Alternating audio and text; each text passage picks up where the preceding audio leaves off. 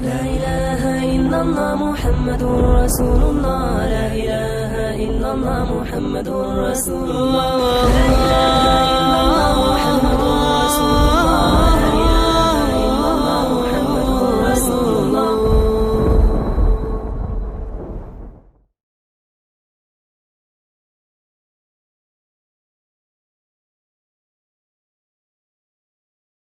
تو یہ پڑھنا پڑھانا یہ ایک شوق ہے جو اللہ تعالی شانہ پڑھنے والوں اور پڑھانے والوں کے دلوں میں اپنی طرف سے پیدا کرتے ہیں. انا نحن نزلنا الذکر وانا لہ لحافظون کا وعدہ پورا کرنے کے لیے. حفظ کو دیکھ لیجئے، اس وقت کے انحطاط کے دور میں کون بچہ ایسا ہوگا جو یہ چاہے گا کہ میں گھنٹوں گھر بیٹھ کر کے یاد کروں جبکہ میرے دوسرے دوست احباب کھیل رہے ہوں. بہت سے حفظ کلاس ایسے ہیں جہاں اساتذہ بچوں کو صبح فجر کے وقت بھی بلاتے ہیں، صبح بھی بلاتے ہیں، شام بھی بلاتے ہیں. کون 11 12 13 سال کا لڑکا اس دور میں ایسا سوچے گا کہ میں صبح بھی جاؤں اٹھ کر جلدی اور پھر اسکول جاؤں اور پھر دوبارہ 5 بجے پڑھنے کے لیے جاؤں.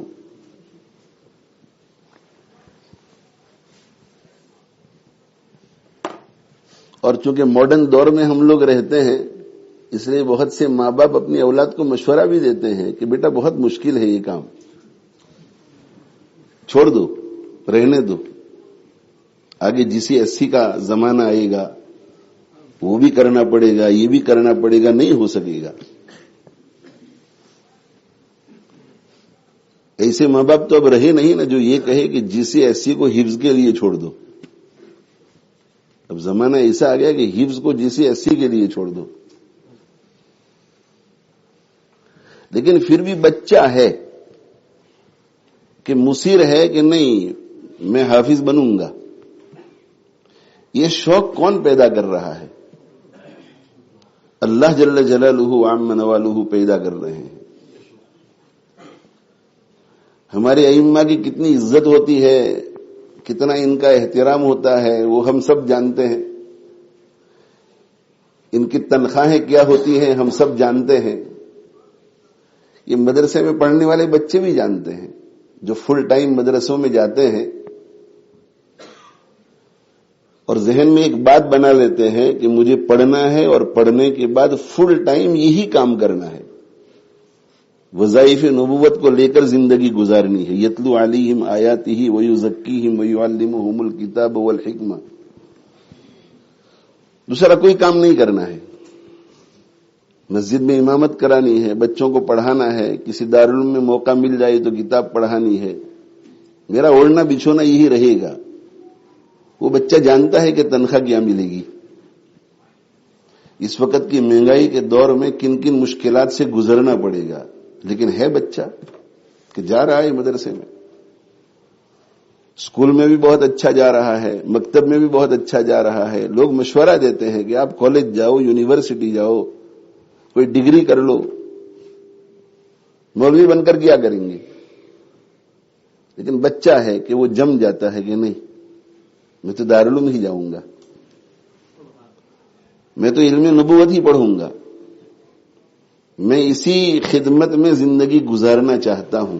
دل میں یہ خیال کون پیدا کر رہا ہے؟ تو یہ جو ایک انسٹیٹیوشن ہے تعلیم و تعلم کا، جسے آپ علماء سے تعبیر کریں، طلباء سے تعبیر کریں، مدرسے سے تعبیر کریں، دارالافتاء سے تعبیر کریں، یہ جو تعلیم و تعلم کا انسٹیٹیوشن ہے اس کی خود اللہ حفاظت فرما رہے ہیں. اور سب کچھ مٹ سکتا ہے، یہ انسٹیٹیوشن قیامت کی صبح تک نہیں مٹ سکتا. اس لیے کہ یہ اگر مٹ گیا تو علم مٹ گیا، اور علم مٹ گیا تو دین مٹ گیا، اور دین تو قیامت کی صبح تک رہنے والی چیز ہے.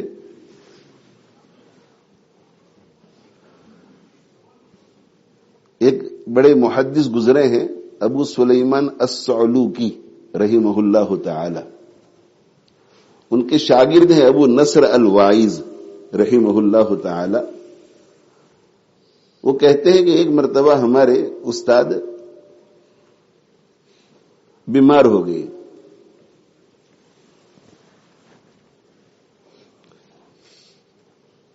بیمار ہو گئے اور وہ ان کے دور کے سید المحدثین تھے، محمد ابن سلیمان الصعلوکی رحمہ اللہ تعالی. بیمار ہو گئے اور کافی بیمار ہو گئے، اور کوئی بڑا شیخ یا کوئی بڑا محدث یا کوئی بڑا مفتی یا کوئی بڑا فقیہ، کوئی بڑا مفسر جب بیمار ہو جاتا ہے تو اہل دین کے دلوں میں فکر پیدا ہوتی ہے کہ دین کا کیا ہوگا اگر ان کا انتقال ہو گیا تو. ایک فطری چیز ہے. ابو نصر الوائز رحمہ اللہ تعالی فرماتے ہیں کہ ہم اسی غم و فکر میں گزر رہے تھے کہ رات کو سویا اور خواب میں اللہ کے نبی صلی اللہ علیہ وآلہ وسلم کی صحابہ کرام رضوان اللہ تعالی علیہ مجمعین کی ایک جماعت کے ساتھ زیارت ہوئی، اور خواب میں یوں محسوس ہوا کہ اللہ کے نبی صلی اللہ علیہ وسلم اپنے ان صحابہ کرام رضوان اللہ تعالی علیہ مجمعین کے ساتھ محمد ابن سلیمان الصعلوکی رحمت اللہ علیہ کی بیمار پرسی کے لیے جا رہے ہیں. یہ کہتے ہیں کہ میں بھی ساتھ ہو گیا.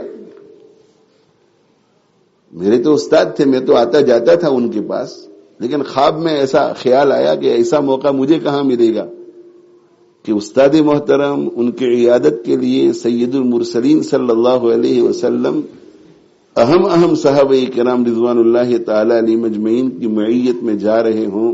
میں بھی ساتھ ہو گیا، داخل ہو گیا گھر میں، بیٹھ گئے سب. حضور اقدس صلی اللہ علیہ وسلم بھی تشریف فرما ہوئی اور خیر خیریت معلوم کی، گفتگو شروع ہوئی. وہاں بیٹھے بیٹھے میری نظر اپنے استاد محترم پر پڑی تو میرے دل میں یہ خیال آیا کہ اگر ان کا انتقال ہو گیا تو دین کا کیا ہوگا، علم دین کا کیا ہوگا، علم حدیث کا کیا ہوگا. جو خواب کے باہر بھی خیال آتا رہتا تھا وہ خواب کے اندر بھی آیا کہ ان کا اگر انتقال ہو گیا تو کیا ہوگا. اللہ تعالی شانہ بدل پیدا کرتے ہیں. اللہ اپنے دین کی حفاظت خود فرماتے ہیں. سید المرسلین صلی اللہ علیہ وآلہ وسلم کی جب رحلت ہوئی ہوگی اس وقت صحابہ کرام رضوان اللہ تعالی علیہ مجمعین کے ذہنوں میں کیا کیا خیالات گزرے ہوں گے. آپ تو منبع رشد و ہدایت تھے، علم و عرفان کا چشمہ اٹھ جاوے تو کتنی فکر ہوئی ہوگی صحابہ کرام رضوان اللہ تعالی علیہ مجمعین کو.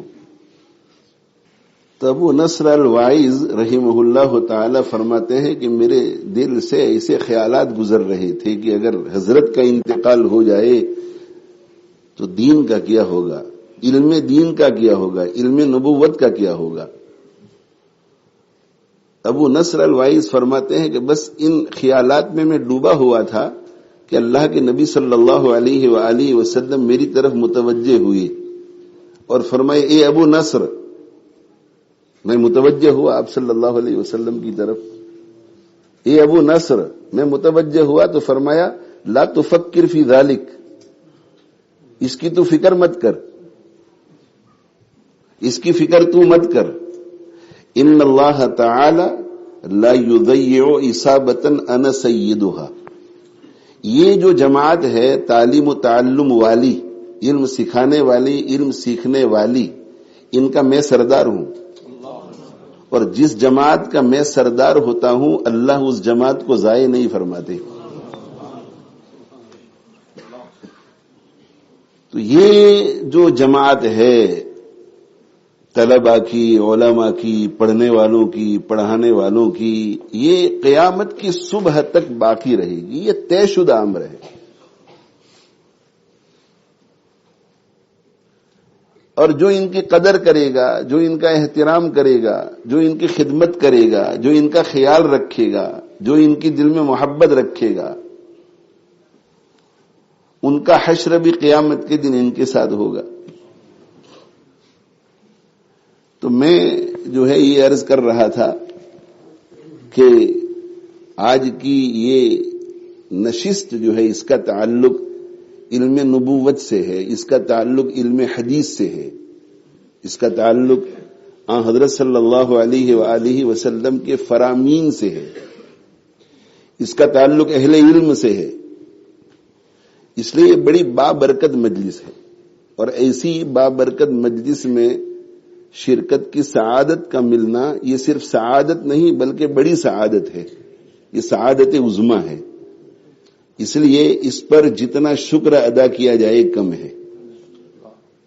اللہم لک الحمد ولک الشکر. اللہ تعالی شانہ اس کی قدردانی ہمیں نصیب فرمائے.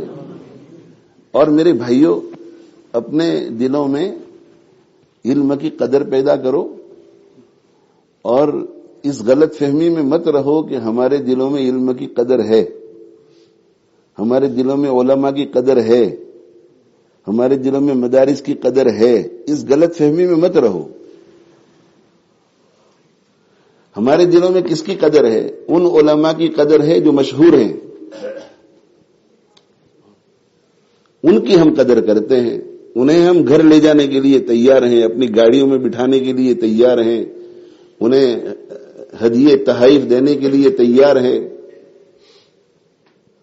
علم کی اگر قدر ہوتی، علم کی، تو علم کی قدر اگر ہمارے دلوں میں ہوتی تو وہ ادنا طالب علم جس کا علم سے تعلق ہو جاتا اسے بھی ہم قدر کی نگاہ سے دیکھتے. اگر ہم کسی بڑے شیخ کی، کسی بڑے عالم کی، کسی بڑے محدث کی، کسی بڑے شیخ الحدیث کی قدر کر رہے ہیں اور ہمارے اپنے امام کو ستا رہے ہیں، تو علم ان کے پاس بھی ہے، علم ان کے پاس بھی ہے. ہو سکتا ہے کہ ہمارے امام صاحب کے پاس بہت کم علم ہو، چلو بھائی مان لیا کہ اس کے پاس کم علم ہے، اور یہ جو بڑے بزرگ آئے ہیں ان کے پاس بہت علم ہے، لیکن علم تو ہے نا ان کے پاس.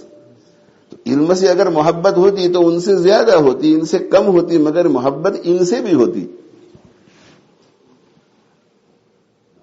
یہ کیا وجہ ہے کہ ان سے تو محبت ہے مگر ان سے بغض ہے، ان سے نفرت ہے؟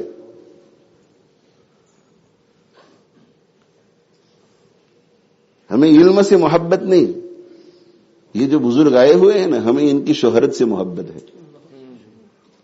یہ اگر ہماری گاڑی میں بیٹھ جائیں گے نا تو ہماری شہرت کو بھی 4 چاند لگیں گے. یہ اگر ہماری دعوت قبول کر لیں گے تو ہماری شہرت کو 4 چاند لگیں گے. علم کی وجہ سے ہم ان کی قدر نہیں کر رہے ہیں، ان کی قدر ہم شہرت کی وجہ سے کر رہے ہیں. علم کی قدر پیدا کرو اپنے دلوں میں میرے بھائیو. یہ جو کھوٹ ہے، کھوٹ مدارس کے بارے میں، مکاتب کے بارے میں، مکاتب میں پڑھانے والے اساتذہ کے بارے میں، مدارس میں پڑھانے والے اساتذہ کے بارے میں، ہماری نماز جنازہ پڑھانے والے اماموں کے بارے میں، اللہ کے سامنے یہی ہمارے لیے سفارش کرتے ہیں جب ہم مر جاتے ہیں. اللہم اغفر لحینا و میتنا. ان کو ہم ستاتے ہیں، ان کو ہم حقارت کی نظر سے دیکھتے ہیں، جو اللہ سے ہمارے مرنے کے بعد ہمارے بارے میں سفارش کریں گے امت مسلمہ کی طرف سے کہ اللہ آپ ان کی مغفرت فرما دیجیے. ان کی ناقدری. دلوں میں علم کی اتنی قدر پیدا کیجئے کہ قرآن پہ نظر پڑے تو دل باغ باغ ہو جائے، کسی کتاب پہ نظر پڑے اچھا علم والی دل باغ باغ ہو جائے، کسی طالب علم کو تختی ہاتھ میں لے کر مکتب کی طرف جاتے ہوئے دیکھے تو دل باغ باغ ہو جائے، امام صاحب پر نظر پڑے تو دل باغ باغ ہو جائے، حافظ صاحب پر نظر پڑے تو دل باغ باغ، قاری صاحب پر نظر پڑے تو دل باغ باغ.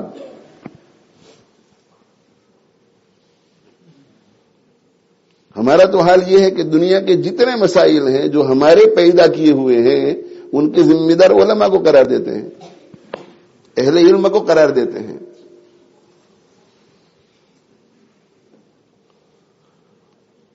علم کی قدر پیدا کرو دلوں میں، اور دلوں میں یہ خیال ہرگز نہیں آنا چاہیے کہ علماء نے کیا کیا ہے، علماء کیا کر رہے ہیں. یہ بخاری شریف آپ تک علماء نے پہنچائی ہے، یہ کیا ہے علماء نے. یہ قرآن مجید من وعن جیسا تھا اور جیسا اترا تھا وہ آپ تک پہنچایا ہے علماء نے. یہ کیا ہے علماء نے؟ آج آپ وضو کر سکتے ہیں، یہ وضو کا علم علماء نے آپ کو پہنچایا ہے، یہ علماء نے کیا ہے. آپ جو دین پر عمل کر رہے ہیں اور صحیح کو غلط سے اور غلط کو صحیح سے فرق کے ساتھ دیکھ سکتے ہیں، حق اور باطل کی تمیز آپ کر سکتے ہیں، یہ علماء نے کیا ہے کام.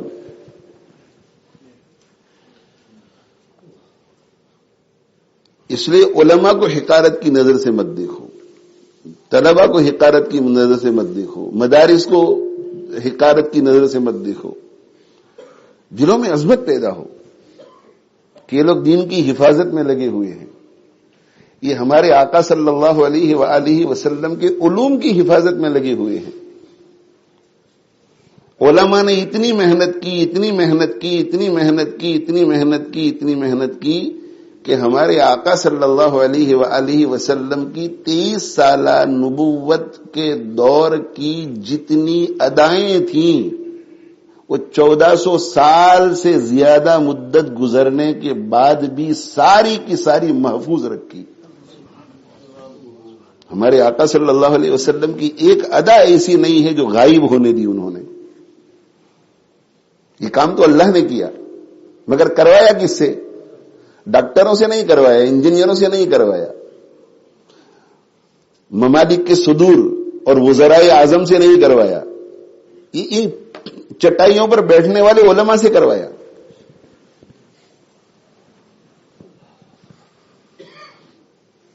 اس لیے اگر ہم امام بخاری رحمۃ اللہ علیہ کی قدر ہمارے دلوں میں پاتے ہیں، امام مسلم رحمۃ اللہ علیہ کی قدر ہمارے دلوں میں پاتے ہیں، اور حافظ ابن کثیر رحمہ اللہ تعالی کی قدر ہمارے دلوں میں پاتے ہیں، اور علامہ قرطبی رحمۃ اللہ علیہ کی قدر ہمارے دلوں میں پاتے ہیں، اور حضرت شیخ مولانا زکریا صاحب رحمۃ اللہ علیہ کی قدر ہمارے دلوں میں پاتے ہیں، اس سے اس غلط فہمی میں مت رہیے کہ ہمارے دلوں میں علم کی قدر ہے. ایکس رے لیجیے اپنا اور معلوم کیجیے کہ کیا دل میں علم کی جیسی محبت اور قدر ہونی چاہیے ہے کہ نہیں، اور اگر نہیں ہے تو اس کا علاج کیجیے. اور علماء کی غیبت سے خوب بچیے، خوب بچیے. حضرت مفتی محمود حسن صاحب گنگوہی رحمت اللہ علیہ نے ایک بزرگ کا ارشاد نقل کیا ہے کہ وہ یہ فرمایا کرتے تھے کہ لحوم العلماء مسمومتن، علماء کا گوشت زہریلا ہوتا ہے.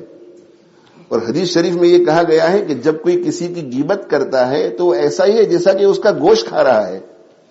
تو یہ بزرگ یہ فرماتے تھے کہ علماء کا گوشت زہریلا ہوتا ہے، ان کی غیبت کرنے سے پہلے بہت سوچنا کہیں وہ زہر تمہارے ایمان کو نہ لے ڈوبے، روحانی موت مر جائے گا ایسا شخص. تو یہ تو بڑے بڑے لوگ تھے، امت پر ان کا احسان ہے، مگر اس وقت تک جو علماء ہیں ان کا بھی امت پر احسان ہے. اور یہ جو غیر معروف لوگ، اس مسجد کا کوئی بیچارہ مکتب میں پڑھانے والا مدرس ہوگا، پورا وولسول بھی اسے نہیں پہچانتا ہوگا، لیکن اس کا احسان ہے کہ یہ روزانہ 5 بجے مکتب میں آتا ہے، 7 ساڑھے 7 بجے تک سر پھوڑی کرتا ہے، اور ہمارے بچوں کی ایمان کی حفاظت بھی کرتا ہے، آبیاری بھی کرتا ہے. سبحان اللہ والحمد للہ ولا الہ الا اللہ واللہ اکبر. سبحان اللہ والحمد للہ ولا الہ الا اللہ واللہ اکبر.